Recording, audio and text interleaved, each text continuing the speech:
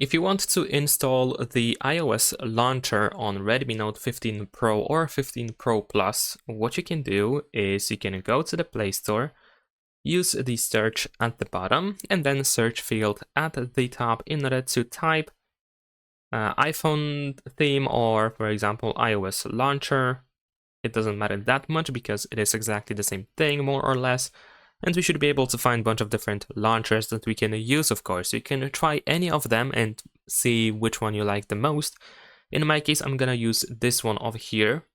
So if you want to, you can of course give this one a try as well. I'm gonna show you how to set it up, and it is fairly simple. So once we install the app, we want to of course open it. You don't have to grant the permission to location, it is not really necessary. The rest is of course up to you. And over here we need to tap make default launcher so that whenever you go to the home screen, you can actually open this launcher instead of the standard one.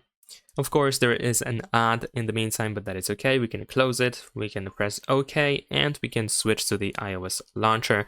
There is a chance that you will see this blur effect warning, which actually disappears after a couple of seconds. And if it doesn't, you can just dismiss it, and it's completely fine. And there we go. We have an iOS launcher. As you can see, we can easily set it up. And we can go to the app library, for example, in order to find our apps and so on and so forth. So yeah, that's pretty much it. Subscribe to my channel.